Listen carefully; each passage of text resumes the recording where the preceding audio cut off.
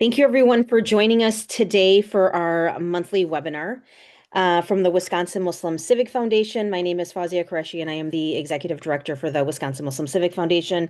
We love to host monthly webinars on a variety of different topics to really help and assist our community.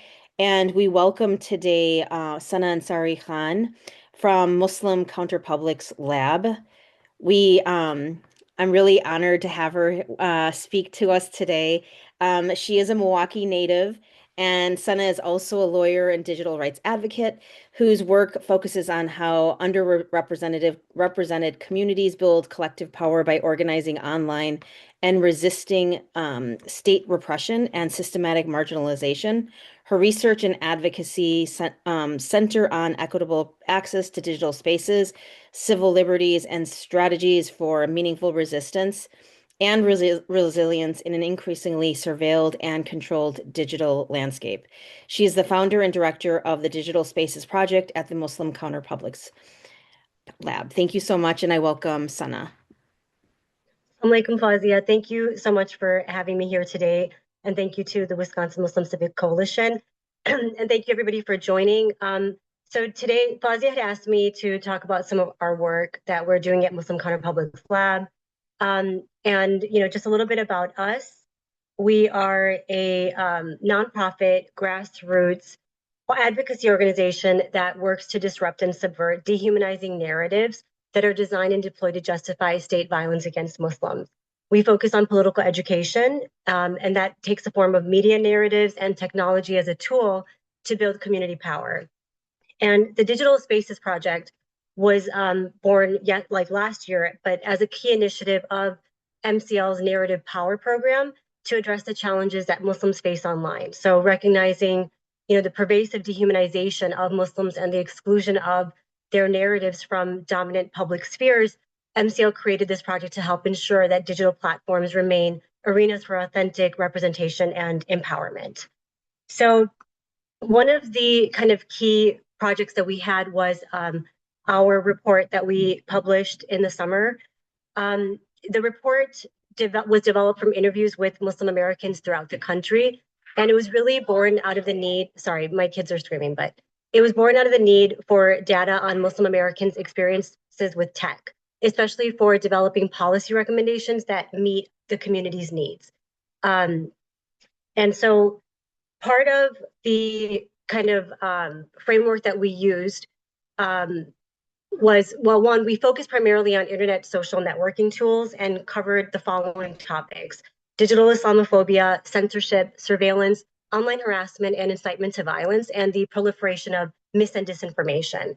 So one way that we conceptualized these topics was to frame them as threats to fundamental rights and liberties, right? And those are freedom of speech, privacy, safety, and then truth and accuracy in reporting. And so these rights and liberties were viewed from the lens of Muslim Americans. And of course, like the reason was to obtain that data so that it would be taken into account when advocacy orgs are developing tech policies. And that's because Muslim American experiences were very often left out of those conversations. Now, I wanted this to kind of function more like a conversation instead of, me kind of just talking. So, one thing I would like if folks can add in the chat is like, how are you and your community using technology, whether it be social media, specific apps, as a tool for social change or community building or political mobilization? And, if folks can, put those in the chat, then I can see that. And also while I'm talking, please feel free to put questions in the chat. I'm, happy to answer while we talk. And if I don't see something, then Fawzi, if you could just like bring it up to my attention, then I can certainly address that too. So let's see. I'm gonna look at the chat. Give it a second so folks can put something in.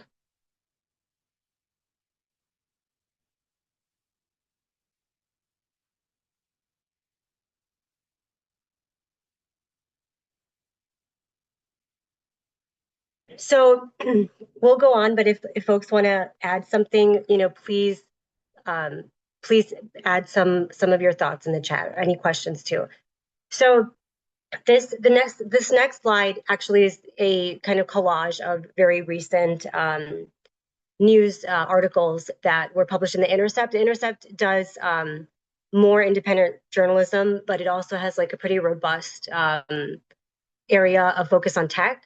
And so what I wanted to do was juxtapose like thinking about how we use tech to to build our community power and to talk back. And then juxtapose that with how tech is also being used to repress as well as silence communities like ours, right? So you can see, YouTube deleted 700 videos documenting Israeli human rights violations, and this was just last month. And then you can take, what's happening with tech in Gaza, and you can bring it back into how tech is being used in a similarly repressive way in a domestic context, right? And so you see how Google secretly handed ICE data about pro-Palestinian student activists, right? So you're seeing the convergence of not just like a repressive, ICE enforcement mechanism in the United States, you're seeing that converge with the pro-Palestine movement, right? So it seems there's not only is it absolutely a mirror of what the repression that the Israeli state is doing to Palestinians, I mean, minus obviously mass murder, the repressive system is the same and one that seeks to punish, right?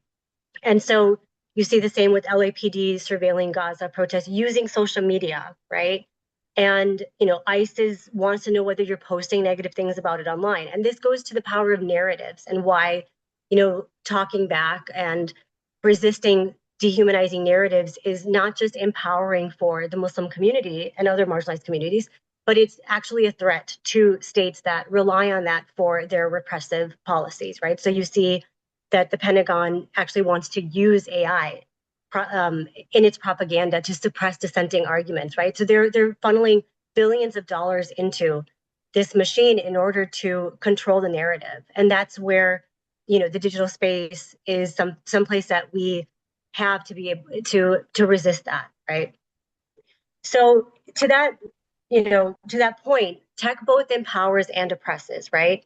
So, despite the fact that the internet has been represented as a democratic space in which all people can like really express themselves in ways that they may not be able to in real life, um, that that realization has not been made for everybody equally, right? So, you know, um, it typically, we have social networking that provides a public space for voices that have been typically shut out by mainstream media. And that's going to be key when we continue talking. But these sites have also been used, of course, to surveil target individuals with harassment campaigns. And this includes by governments, right?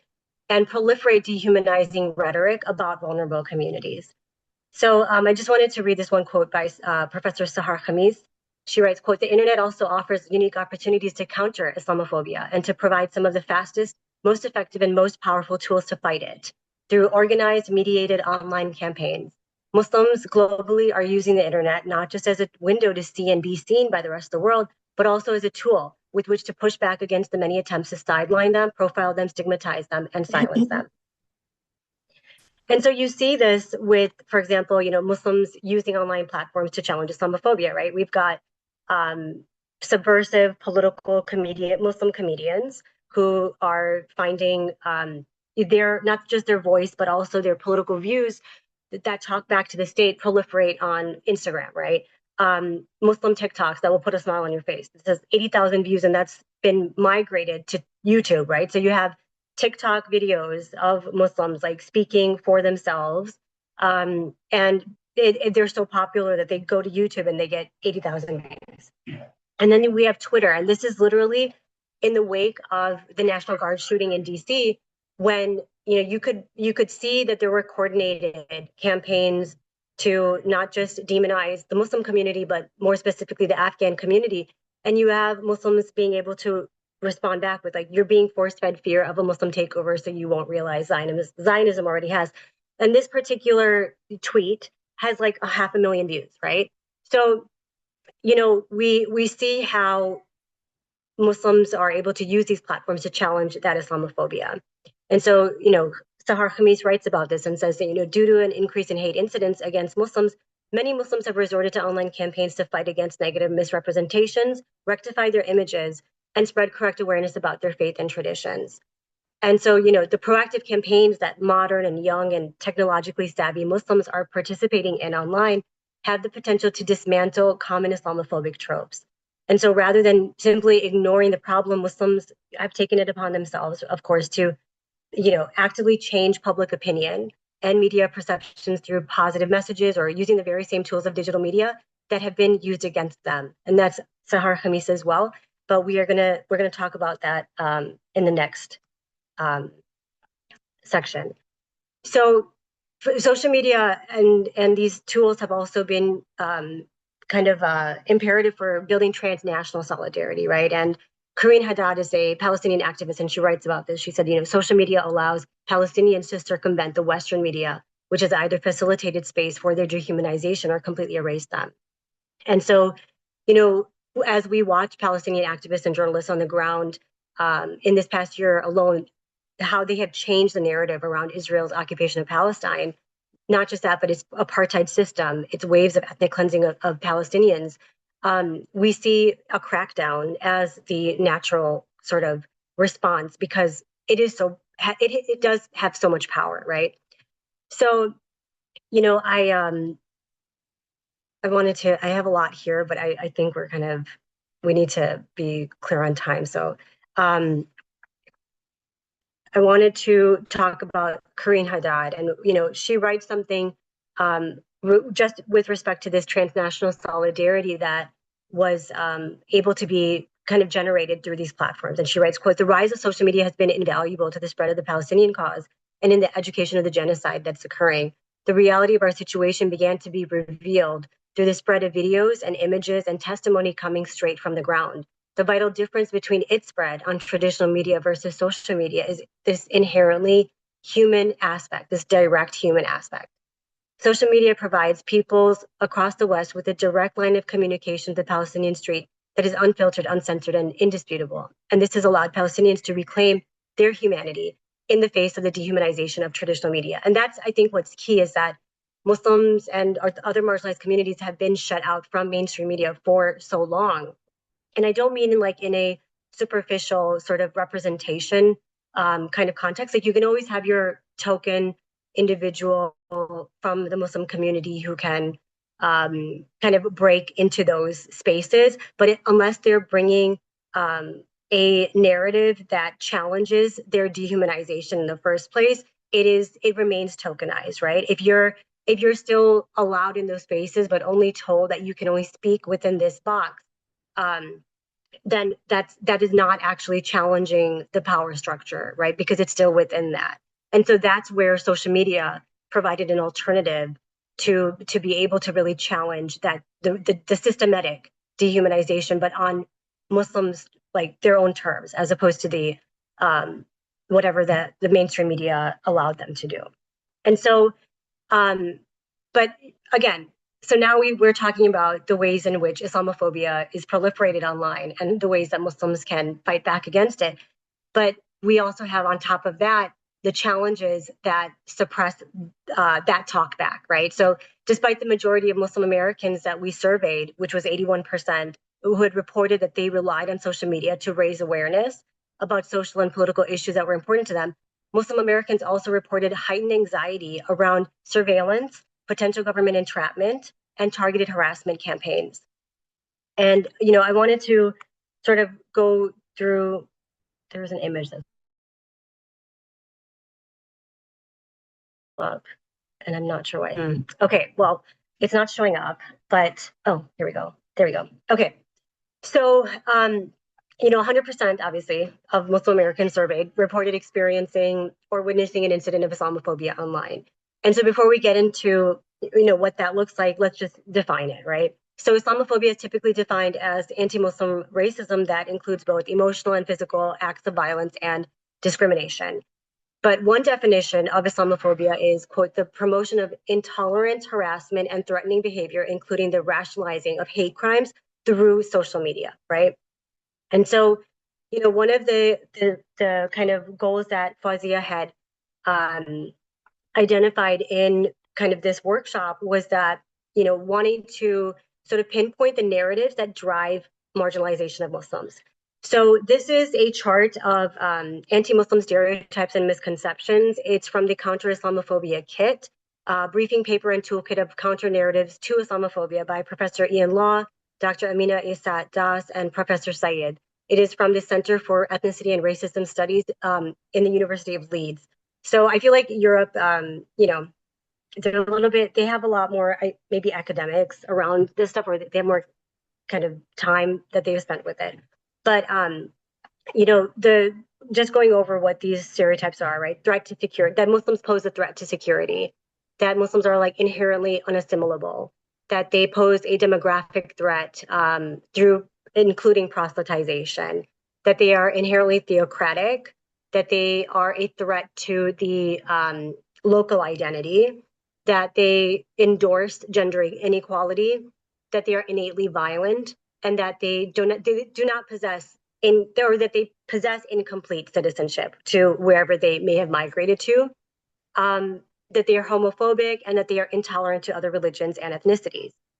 And so, in addition to this chart, a 2022 report from the Islamic Council of Victoria found that the most common themes in Islamophobic tweets in order of prevalence, which echo these sort of stereotypes listed here, was that one, the association of Islam with terrorism; two, the depiction of Muslim men as perpetrators of sexual violence; three, the fear that Muslims wish to impose Sharia on others; four, the conspiracy theory that Muslims are being sent as migrants to reproduce non-Muslim communities, known as the Great Replacement in the West and population jihad in India; five, the targeted harassment of Muslim public figures, so like Ilhan Omar; and then six, the characterization of halal slaughter as an inhumane practice that reflects the barbarity of Islam. So, I think as we kind of develop our own advocacy, our own sort of narrative, our community building, not only is it important to identify the tools of technology at our hands and how we kind of overcome the challenges that are presented there, but also understand the landscape of narratives that we're faced with, right? So as we develop our own narratives, what are the narratives that we are also challenging, and on what grounds? Like what is going to be effective, essentially? And so, here is just a collage of Islamophobic memes that you can see on any platform. And they are, this is literally from this past weekend. And you can see there hasn't been much progress. It's pretty much the same. Hoping for some originality there, but it's not there. It's the same.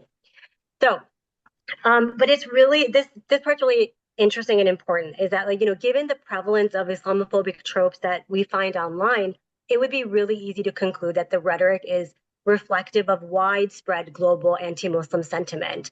But there actually is an artificially amplified nature of online Islamophobic campaigns, because researchers found that a sampling of Islamophobic tweets were disproportionately sent from just a few locations. And this is from a report by Faroqi in 2021, that nearly 86% of geolocated anti-Muslim posts originated in India, the US, and the UK. So that's, the vast majority of Islamophobic posts that you're saying globally are originating from only 3 countries, right? And on top of that, only 4 of the top 20 Islamophobic amplifiers, these are accounts that collected and circulated Islamophobic posts through mass retweets and replies, were authentic accounts. Again, only 20% are authentic, right? So they're not bots. So sorry, this is the next point, that most were either bots, which are algorithmically generated to mimic human accounts, right? And you see that a lot. Or they are sock puppets, which are human accounts that use fake identities to deceive others and manipulate conversations online. Or they are cloaked accounts, which are individuals or groups who pretend, for example, to be radical Islamists in order to provoke antipathy against Muslims, prompting thousands of hostile and racist comments and anger toward wider Muslim communities. And I just wanted to stop if there's any questions. Oh, here we go. Okay, so WMCA uses petitions and social media for social change, lots of sharing on Instagram for awareness on human rights issues around the world. Fatima, thank you for adding that, because that is what we found in our research as well. That and what's interesting, and I bring that up later, but um, Muslim Americans reported that this sharing of awareness was tied to what they felt was like not only their civic duty, but also their duty as Muslims, right? Because they wanted to raise awareness of, injustices, human rights abuses, violence that was taking place against communities as a part of, their religious and civic duty to bring this up to the wider community. Um, so going back to the manufactured online discourse by inauthentic accounts, just when you're online and you see all this nonsense, it can be really, I don't know, it's triggering for me, but it's helpful to recognize like what are the characteristics of bots.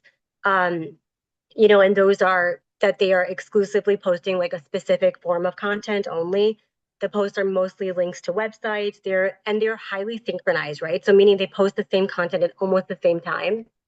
And you saw this when after the National Guard shooting this past Thanksgiving weekend, it was, and folks have done this where they have collaged tweets from representatives that just read identical to another representative. And when you see them all next to each other, it's undeniable, right? That these are talking points that they are fed.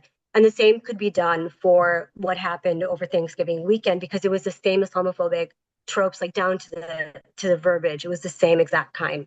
And so, there are three drivers of this inauthentic behavior, right? There's financial gain, there's political actors, whether that's domestic, and then state actors, which usually include like foreign interference. And we know that that's been the case with Russia, interfering in terms of creating divisive content online that is racist in nature in order to create division, right? Um, so, impacts of Islamophobia, online Islamophobia. I'm sure it's very obvious. We know. So, you know, portrayals of Muslims as terrorists can increase public support for harmful policies that target Muslim Americans, as well as support for military action against Muslim majority countries. Um, and I think what's more relevant to what we think about when we are designing policy recommendations for tech is that studies have shown that social media can play a role in translating online content into offline violence. And they may have effects on real life outcomes such as hate crimes due to the dehumanization and criminalization of Muslims. And so, of course, we see that social media is a tool to both spread and challenge Islamophobia. But, while our interviewees reported that they were using social media for that purpose, they also reported believing that platform algorithms unfairly suppressed Muslim-centered content and identified online censorship, including post removals and shadow banning, as their top concern. So I know we are short for time, and I would encourage folks to please go and read the full report. It's like almost 80 pages. So I'm trying to do like a Cliff's Notes version of that here, but we created the buckets of the harms, and so we can just kind of try to briefly go over them. But privacy and surveillance, 100% of Muslim Americans surveyed believe that the US government monitors people online, right? That's kind of a given. But what was more interesting to kind of dive into was like when Muslims were asked about what types of information they thought might be collected about individuals by the US government or military, they responded and said like location services, which we actually know because of the scandal that happened with the Muslim Pro app, right? I don't know if folks know about that, but there was a investigative report that showed that the Muslim Pro prayer app was actually taking location data of Muslims who had downloaded the app and was feeding it to third-party contractors who had actually contracted with the DoD. So you see a pipeline of, and personal data and information, including location, going from your phone to a contractor that is literally feeding the DoD, right? So they have a cloaking way of getting it there, but disturbing nonetheless, right? Also, folks mentioned they were concerned about associates, right? Like who's someone talking to, and then contact. What is somebody talking about when they're online? And that was especially the case if that content diverged from US government policy. So These are just some quotes that we pulled from the report. 64% of Muslim Americans surveyed believe that the U.S. government targeted Muslim communities specifically for surveillance due to their identity, right? And so this, of course, affected how Muslim Americans decided to behave online, right? So somebody asked, like, I have to ask myself, whether something like retweeting a joke if Trump is reelected again, these were collected before the election, but would it be used against me by an overzealous prosecutor as evidence of material support? And so you see even material support, and this is a whole other conversation. I know I've had conversations with Fazia who mentioned that um, you guys have talked about material support in the context of online advocacy with ML, Muslim Legal Fund of America, right? Yeah. Okay. So third-party surveillance, right? This was actually really interesting because we're noticing an outsourcing of state surveillance to private third-party actors, right? And those private third-party actors are now going on Twitter or X to actually advocate that the government round up certain individuals, and that's what happened with Sami Hamdi. Um, I think he's a professor or a lawyer, but he's UK based activist. When he came to the US, he was in California and he was picked up by ICE, and it was based off of the sort of rants of right wing Islamophobic, like wannabe investigative journalist Laura Loomer, who pressured the government to do it, and she was bragging about it, right? So we're seeing this third party outsourcing, which is very disturbing. So the third bucket we have is freedom of speech and censorship, right? The survey participants reported relying on social media to connect with others for validation around their shared experiences, build a community, and promote their social and racial justice work.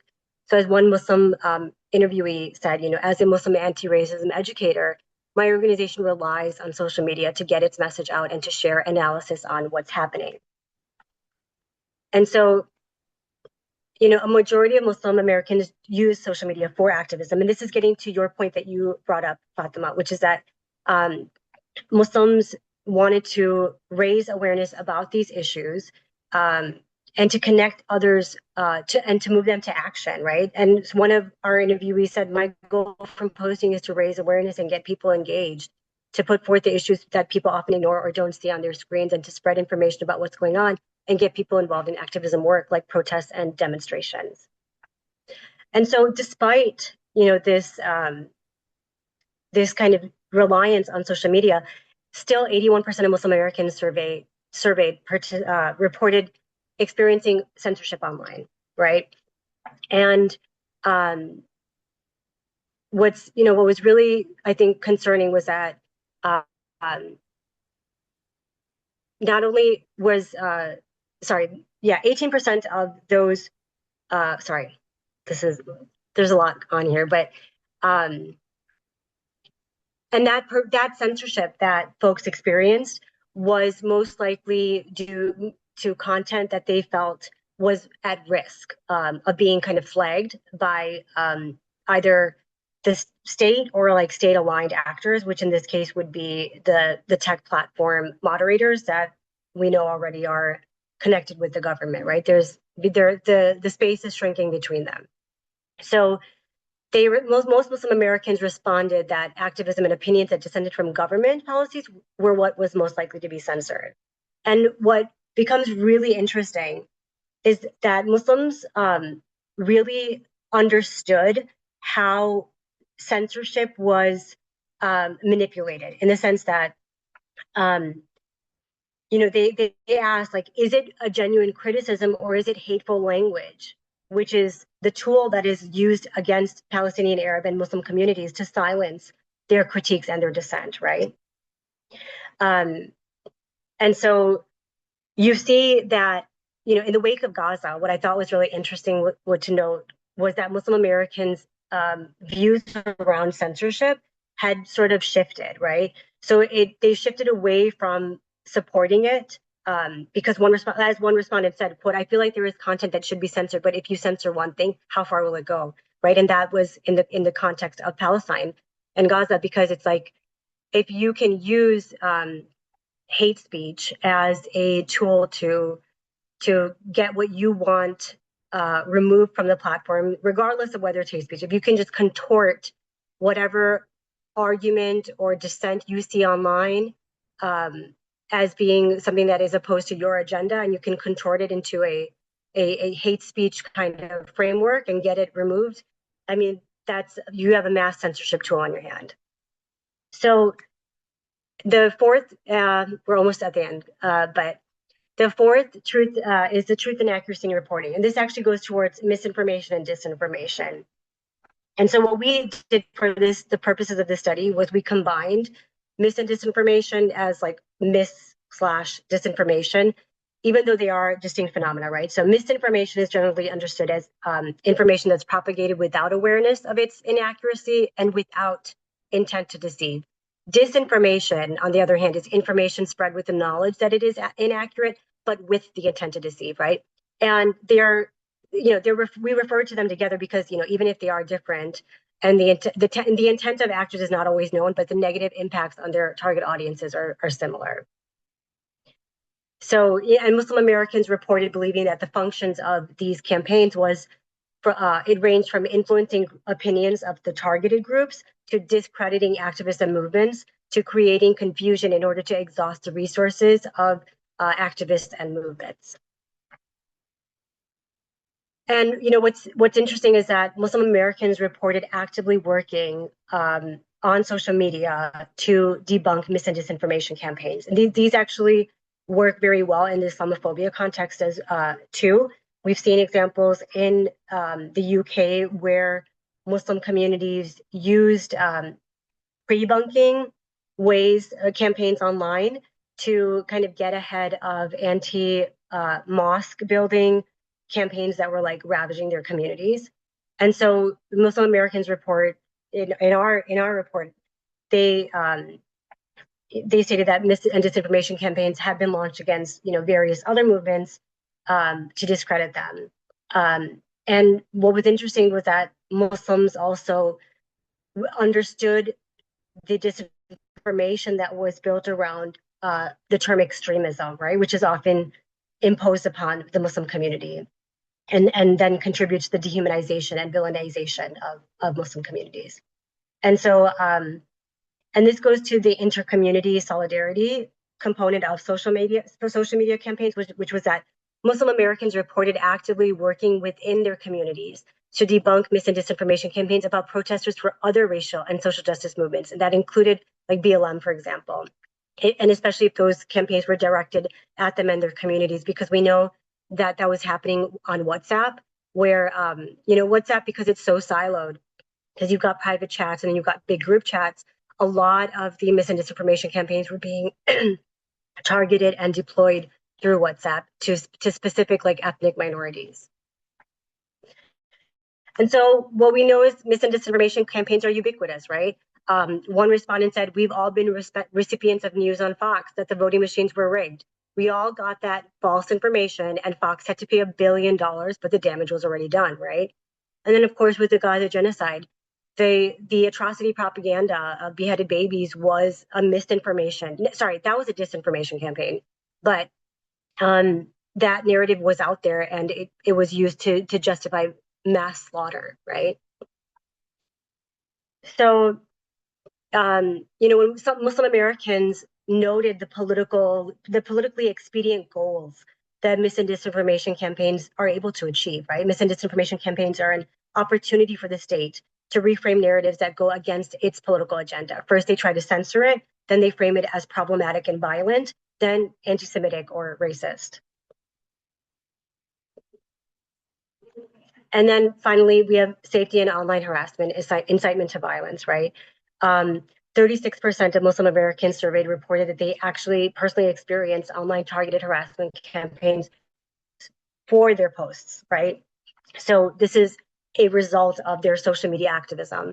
And they specifically expressed anxiety about being targeted online by extreme ethno-nationalists, and that includes in the like Israel-Gaza context, but also white Christian ethno-nationalists within the United States and the UK. So, and then of course there's Hindutva, which we haven't even like scratched the surface on that. I feel like sometimes because it's yeah, that's also something that I think is rapidly gaining the resources to do more damage domestically. So Muslim Americans reported believing that the potential for an individual to experience harassment was also a function of how marginalized their identity was perceived to be, or whether they were political dissidents. And of course, we see that compounded with the sort of double marginalized identity of Muslim women, right? 100% of the Muslim American women that were surveyed reported that concerns about being targeted for harassment, including doxing, which is making available the public information, making available to the public private information, including your name, where you live, where you work, where your kids go to school, influence their decision whether they should post or not. And one of our participants reported saying, as a Muslim woman, you're attacked from the far right with white supremacists and the far right within our own communities. And that's overwhelming to be subjected to, both the Islamophobia and the gender-based repression from within the Muslim community. And so that's something that Muslim women feel compounded. So we are towards the end, finally. I hope this wasn't too content dense. I'd love to have more conversation and more questions. But the conclusion being that, of course, Muslim Americans reported relying on social media, not only to carry out what they believed was a civic duty to their communities to raise awareness, but to also organize and motivate their connections to actions like protests and boycotts. And but Muslims also reported that the benefits of social media that they valued were hindered by their concerns over online surveillance and harassment campaigns, including those that incited threats of violence. And so, we see the dual nature of the harm and benefit of social media networking extending to the proliferation and subsequent confrontation of online Islamophobia. So I just have a few more slides, and then I'm going to end with recommendations. So, Ozzy, how are we good on time and interest? Yeah, we're definitely perfect on time, and we have a lot more time, and we can always extend it out a couple of minutes if people have more questions, but please take your time. Okay. I just wanted to make sure people are still interested and not. Um, I hope it's engaging. If anybody has questions or comments, please add in the chat. But so one of the 64% of Muslim Americans surveyed reported self-censoring, right, due either to their concerns about surveillance and or fears of threats and harassment. And so this reported figure is despite a majority of Muslims, again, 81%, saying that they use social media as part of their activism. And so this is a graphic that shows, oh, I'm sorry, I forgot to flip it. This is a graphic that shows Muslim Americans' considerations before posting online. So 27%, they were very afraid of being doxxed, actually.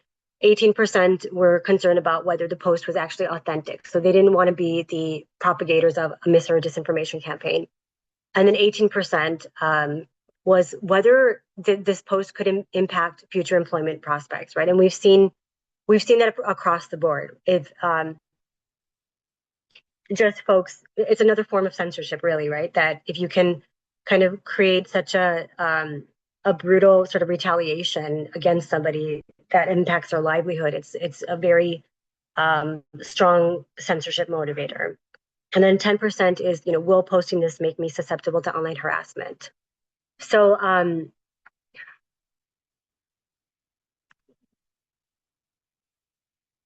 yeah, Muslim Americans, feel they are left on their own to protect themselves online, often being forced to compromise their freedom of speech in order to protect their privacy.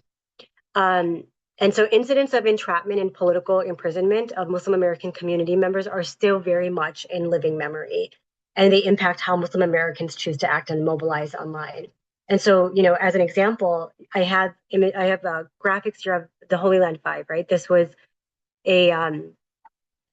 were the Muslim community activists, and they were the directors of the Holy Land Foundation, which was a massive charity throughout the 90s. It was the campaign around it is just like staggering. And they were convicted, I think around Thanksgiving, yeah, 2003 now, I think. But this is very much in living memory of a lot of the Muslim Americans And specifically the activists amongst our cohort who said, quote, I'm confident about what I say and do online. Even if they were to collect information, nothing I do is wrong. I'm just concerned about the narrative that could be built, right? I'm concerned about a case being built against me, similar to what government agents did to the Holy Land Foundation 5. And so, that brings us to more resources equals more protection. In this case, as in our analog world, it is those with resources like time, money, access, and education who are best able to mitigate the harmful aspects of our technologies while taking advantage of its benefits. And one of our one of the professors that we included in the report said, quote, that digital media can be emancipatory for those who have the ability, support, and resilience to persist. Not everyone does. And we found this observation resonated with the research participants for our report as well. And so, movement organizing relies on tech, but the promise of digital activism as a tool to affect change by challenging dominant narratives and reshaping public discourse depends on whether we are able to preserve user agency. So, as represented communities, including Muslim Americans, are increasingly organizing, and I think Fawzia, you spoke to that as well. Their movements for equity online. There is words of caution, right? One participant advised, quote, accept that you don't have privacy and move accordingly and shift how you organize. And that leads us to recommendations. And this is the last part of the presentation, which is, we rely on these platforms to proliferate our narratives and challenge Islamophobia, but we're still up against tech monopolies that regulate the platforms in obscure ways, which prioritize profit and collaborate with governments and authoritarians.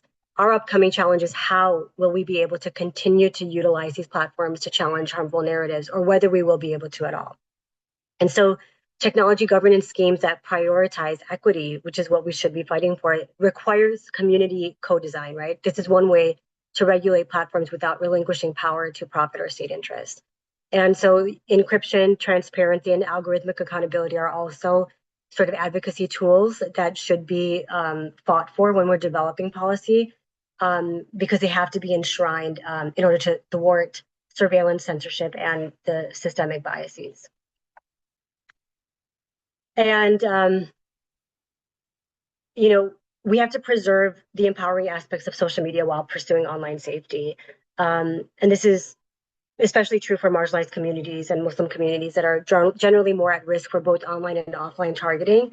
This means supporting policies that encourage transparency in the management of the platforms, which includes their moderation decisions, and that therefore democratize decision-making with respect to policies meant to address privacy, surveillance, censorship, and online safety, which is the real big push, right? Everything kind of gets shoved under an umbrella of online safety, regardless of, it's kind of like a Trojan horse, right? Because it will Trojan horse in incredibly repressive and censorship schemes that will be used against the most marginalized communities online.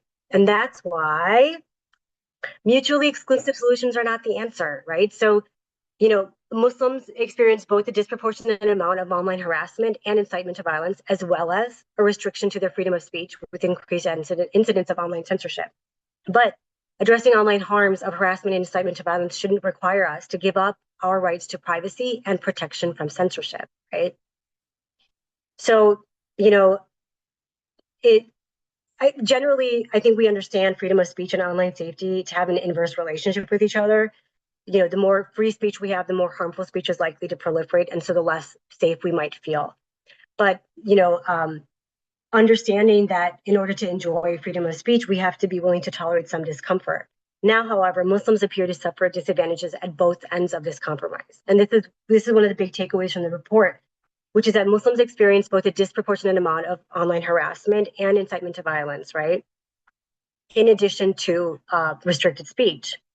And so what I found concerning, because I'd been working in other sort of digital advocacy spaces that were not Muslim focused, they were legacy civil rights organizations. A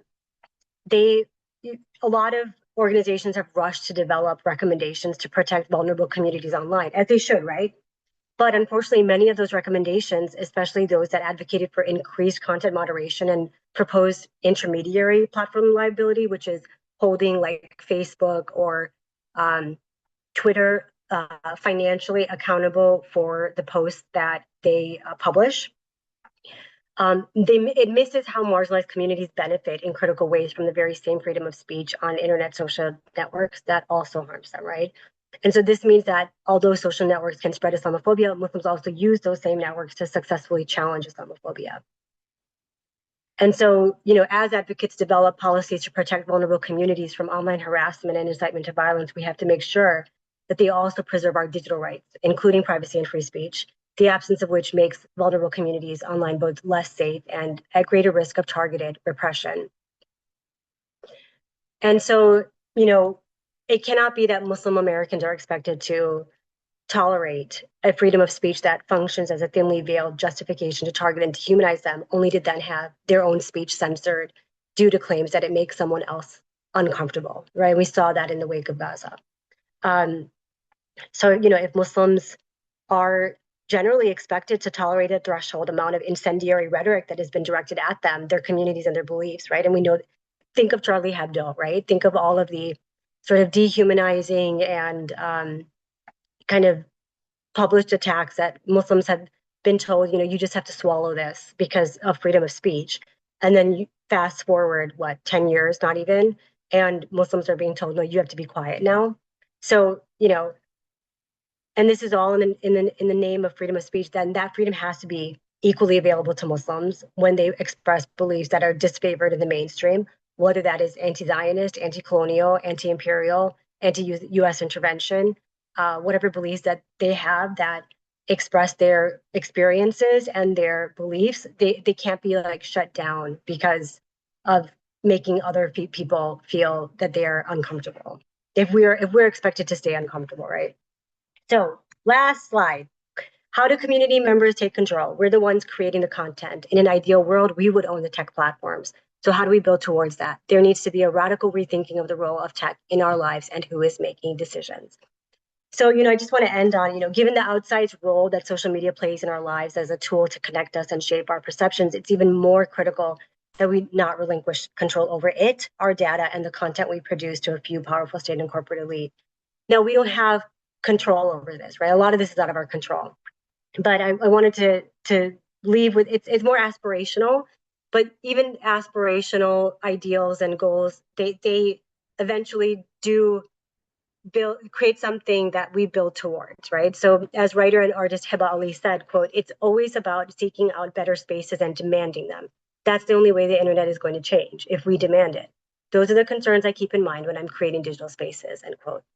So we have to find a way to establish collective democratic and equitable control over this communication tool that we have come to rely on, not only to challenge dehumanizing narratives that are used to justify violence against us, but to also organize amongst ourselves. So, that's all to say we're at a critical moment in which we are facing the next phase of digital activism. How do we as a community and in partnership with other underrepresented communities keep our momentum in challenging violent state narratives and mobilizing amongst us despite the technological and media consolidation that is committed to shutting us out? And so, as one Muslim American respondent in our survey said, quote, this tech is young and this should give us hope. These are not new problems, just new contexts, end quote. And so with that, I conclude our presentation. And, I see, okay, please add questions in the chat. What do you think about the TikTok deal that will end up controlling the algorithm in the US and how it will impact views on Muslims and Palestine? How do we advocate against this policy-wise? Okay, so 2 questions here. Thank you, Fatima. So the TikTok deal that will end up controlling the algorithm in the US, I think it's already gone through. Correct me if I'm wrong. I need to check that. But what I'm seeing, even on X, like there's only so much that you can tinker with the algorithms without losing your base entirely, right? In the end of the day, they're still trying to make money. And so they're balancing this like sort of psychotically like unhinged, what is it called? When you're like feverishly ideological to the point that you are now shooting yourself in the foot, right? Like it doesn't, it's not even making sense anymore because they're going to lose their profit incentive too. So, and you're seeing that like eventually I do think we're going to see other platforms come up. Even TikTok is, a remake of Vine from what, 10 years ago. So I think, the platforms are always changing. Somebody's always going to come up.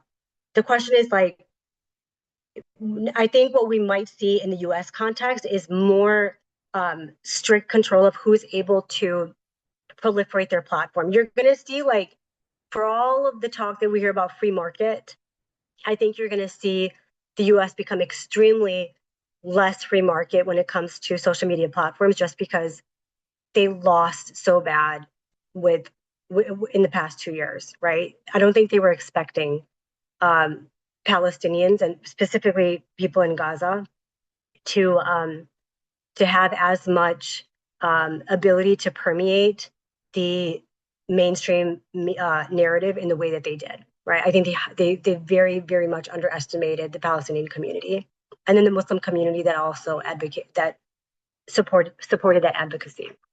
So, um, I mean, we're seeing it already in terms of its impact on Muslims and Palestine. Um, and I don't know, I'm like a pretty avid TikTok user and on a and on X. And what I noticed was that like you see these this is anecdotal, but like it's it could be informative, but you see these jumps in when they try to control the algorithm in terms of pushing heavily pro-Israel um, or pro-US intervention or pro-US talking points like into the feed.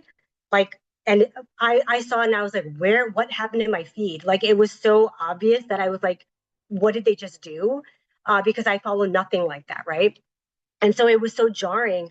But then like after a few days, because you're interacting with the platform, it normalized again. Like so I don't see those posts as much now. I mean, of course, this could just be me, but I think they're being challenged or they're struggling with balancing between their like commitment to like a radical ideology, which is also um, sort of tanking their profit incentive, right? Because people don't want to see that. People don't go on these platforms to be like told by the government what to think, right? Like they're going to connect with other people.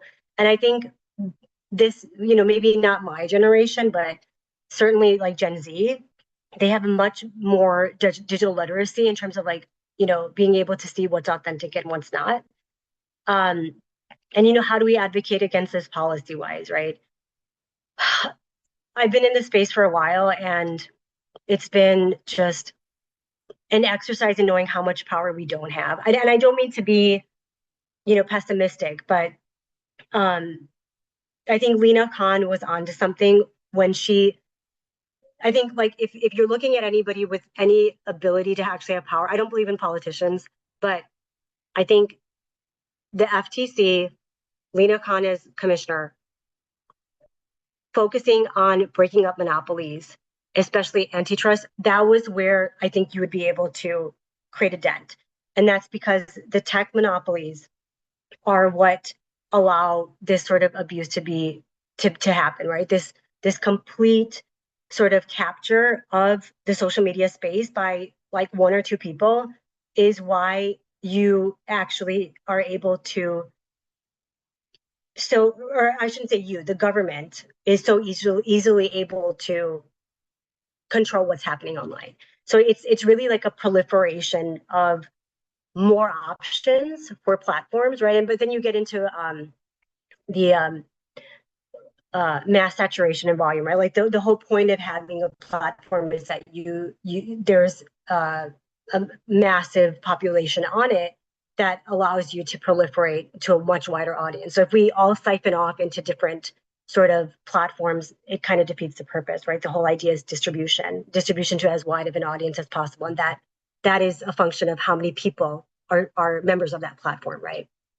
So, but still, they shouldn't. Antitrust is actually a big policy sort of advocacy component that needs to be probably stressed.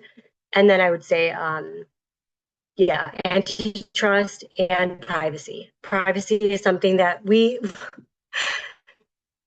it's gone. Like once you don't have privacy, it's why Google is giving data on its users straight to ICE, right? Because we don't actually have privacy. It hasn't been codified. And so privacy legislation and antitrust are two things that I think are the way to go. Um, but yeah, is there any other questions or does anybody else want to add?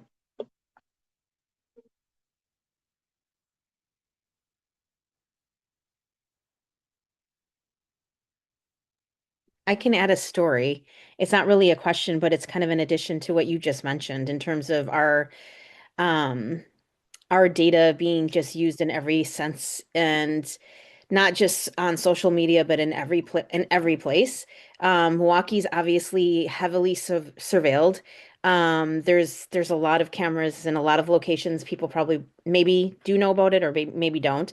And again, that information is also being shared wide, like through, um, thank you, through that to ICE as well. But my last point was is that somebody went into a Walmart the other day, and then somebody posted this on X, I believe.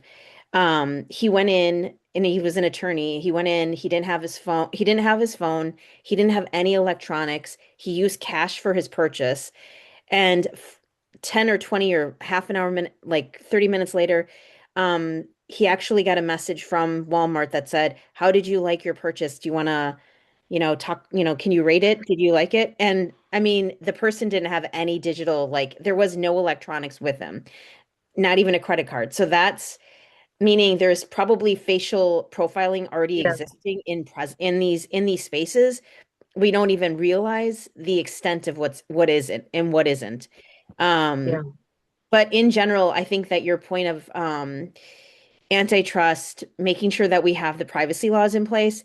I know that in Milwaukee, Wisconsin, we are looking at that. We're in terms of being for that surveillance and all the data surveillance that's actually occurring right now, even in the state, is we're doing the work for that. But Mm. in terms of any other things, this was really informational. We really appreciate your time. Does anybody else have any questions? Oh, there's a comment, I think. I Oh, have, I yeah. just, I mean, it might be a bit off topic. Um, what about all the information that's being generated by AI and a lot of our community believing it's accurate? And you can see it's AI, but a lot of people cannot see it. So that's a lot of misinformation in our own communities. How I mean, it to me it's a big problem. I've had people show me stuff which is and clearly AI, and I'll Google it. There's no story that exists. How do we counter the misinformation our Muslims are receiving and sharing and believing in it? That's a very, very good question. I moved back to the recommendation slide because I kind of sped through it. But so the misinformation generated by AI is obviously like developing at such a rapid pace that now I think it's called Banana and Banana Pro. There's no way of being able to like tell the difference between uh, that image and like one that's not real or a real image, right? And so it's becoming harder and harder to tell what is AI generated and what isn't. Um, but I think in terms of, and I don't have an answer for that, right? There are folks who are advocating for labeling of AI generated content, and so you see some of the platforms that have already started doing that. So like TikTok, I think will say that this is AI generated. I know Pinterest has started doing that. So if of course this is not across the board because I think the platform has to be able to identify it as well. So you see the platforms sort of taking on that challenge. But when it comes to the community, it is important that, and I know everybody here is like community oriented and community activist. I would actually start doing digital literacy trainings and media trainings within the community. And I don't know if that's something that like Wisconsin Muslim Civic Coalition wants to take on, or if you guys have or not. Because I looked on your website and stuff, but I haven't seen everything that you guys do. But again, this is not a complete balm or salve. Like it's not going to change um, the the ability to, or the inability for us to be able to know what is AI and isn't, because even experts are having a hard time with that. Like you have forensic experts now who are deploying programs in order to be able to have AI spit out to you whether this image is AI generated or not. And there is no way. But in terms of like keeping communities safe, um, the digital literacy training, I think, helps with respect to at least teaching communities that, okay, before we kind of react emotionally, and again, AI generated content, especially if it's like disinformation campaigns, they're designed to emotionally trigger, right? And that way it short circuits, your thinking. And so you're kind of moved to act or believe or get enraged based off of your emotion. And so any sort of digital literacy training, I think, okay, that's awesome. Fawzia is saying that you guys are planning on having that. Um, and I also have some organizations that work on that we know that we can connect you with. But if you guys need, but um, so it's like the short circuiting of our rational kind of thinking that is triggered through the deliberate sort of emotional rage bait that I think makes disinformation campaigns, especially those that are generated by AI, even more kind of potent. So yeah, I would say definitely do digital literacy training for the community. Again, it's not going to be a full salve, but this is I'm not going to lie, it's a huge problem for everybody right now, and I don't think anybody has an answer. Um, I think they might be introducing legislation that's requiring AI generated images to bear a mark. But I think that also has its um, controversies with it. I know Sora. I think Sora does have that watermark for the videos that comes out of it, but I don't know if it's required. Um, Just but a yeah, brief, just a brief follow up on that. It also works the other way. My husband sent me something this morning, which this Republican seeking office in Texas, it was so outrageous what she was said about Muslims that he messaged me. He said, is this fake or is this accurate? So I Googled it and it was accurate. So it's working both ways, that something that's accurate is so outrageous, trashing Muslims completely, that you don't want to believe it's true, yet it was true. that's totally true. And I know who you're talking about. And she was just on Piers Morgan, and it's so vile and just like screams like grift. And it's like such a, who is her audience and where are we? It's such an insult to not just to us, but to her audience too. It's so base and vile. But yeah, I actually, one of my friends sent me something and I'm like, wait, this is AI, right? Because it is going the same way. Like some of the things you can't believe. They're so incredulous that your brain is automatically kind of trained to now question it and be like, is this real or not? So that's certainly happening where, we're even questioning the reality of things. And I don't think this is a coincidence that the sort of technological advance of AI is coming out while the Epstein files are being demanded. And that's because if those do come out and they're sitting on them, eventually they might. And if they do, it'll be very easy to say that, oh, well, this is AI generated. And if you have even that small amount of doubt in the public, then you've kind of neutralized any kind of threat. But yeah, I mean, there was something I was going to say, but I forgot. But Raphael is asking, how are we able to pre-bunk or debunk all these various disinfo and misinfo accounts without adding to the followers of these accounts? Seems like even repeating these messages amplify their reach. Yeah, and so Raphael, thank you for asking that. That's a really great question. And I think there is an example that we talk about in the report, which is the anti-mosque building campaigns that were in the UK. And so I love that you brought this up. I think you know what you're doing because I know you rap. Thank you.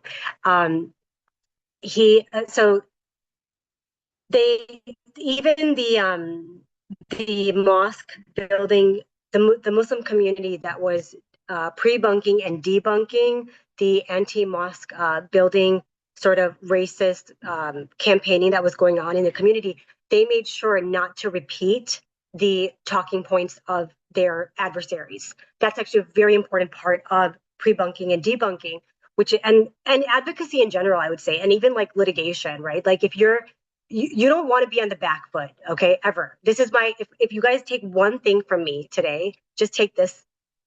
Don't be on the back foot. Don't let anybody put you on the back foot. If you're on the back foot, you find a way to put that person on the back foot, and that's what pre-bunking and debunking is as well, right? You don't let your adversary frame the conversation or the campaign.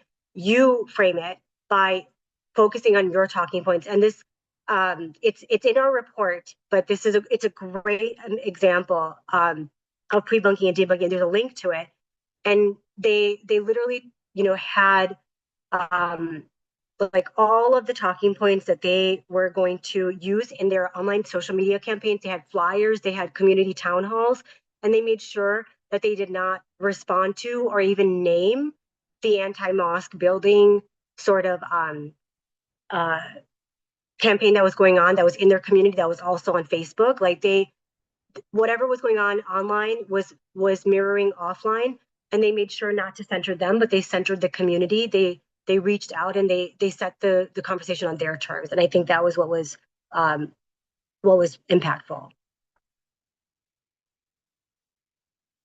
But great question. Thank you, Raf. Thank you.